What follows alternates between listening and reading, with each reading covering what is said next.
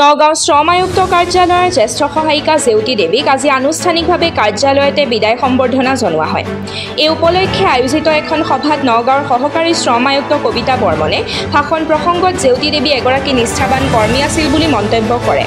অনুষ্ঠানটোত শ্ৰম পৰিদৰ্শক ৰেহেনা খাতুন, অধিবক্তা ক্ৰমে তজমুল হুছেইন, দীপু ঘোষ, খনীন্দ্ৰ মোহন বৰা, ভাৰতীয় খাদ্য নিগমৰ অৱসৰপ্ৰাপ্ত কৰ্মচাৰী অনিল ফুকন, জ্যেষ্ঠ সাংবাদিক নীলৰঞ্জন শৰ্মা, জয়ন্ত বৰা, সহকাৰী শ্ৰম আয়ুক্ত কাৰ্যালয় নগাঁৱৰ অন্যান্য বিষয়া কৰ্মচাৰীসকল উপস্থিত থাকে।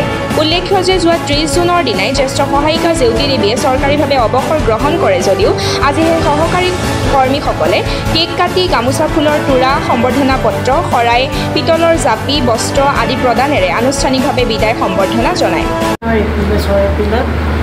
নগাঁও এছিষ্টেণ্ট লেবাৰ কমিশ্যনৰ অফিচত জুনিয়ৰ এছিষ্টেণ্ট হিচাপে জইন কৰিছোঁ। আপোনাৰ নাম?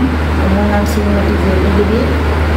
তাৰপিছত মই 2019 চনৰ 12 ডিচেম্বৰত আকৌ ছিনিয়ৰ এছিষ্টেণ্ট হিচাপে নগাঁও অফিচত ইয়াতে আকৌ ছিনিয়ৰ এছিষ্টেণ্ট হিচাপে জইন কৰিছোঁ।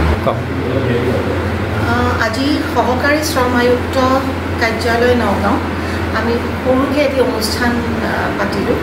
আচলতে আমাৰ অফিচৰ জ্যেষ্ঠ সহায়িকা জেউতি দেৱী 30 জুনত তেখেতে অৱসৰ গ্ৰহণ কৰিলে।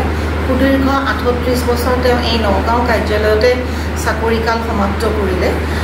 30 তাৰিখে অকণমান আমাৰ অফিচিয়েল অকণমান আমি বিজি হৈ আছিলোঁ, মন্ত্ৰী মহোদয় আহিছিলে, সেইকাৰণে আজি 2 তাৰিখে আমি তেখেতক এটা ফেয়াৰৱেল প্ৰগ্ৰেম এটা আমি অফিচত সৰুকৈ আয়োজন কৰিলোঁ। বাইদেউ আমাৰ এই অফিচত 38 বছৰ কাল কাম কৰিছিলে। আজি আমি সঁচাকৈ দুখিত, বাইদেউক আমি বিদায় দিবলৈ ওলাইছোঁ।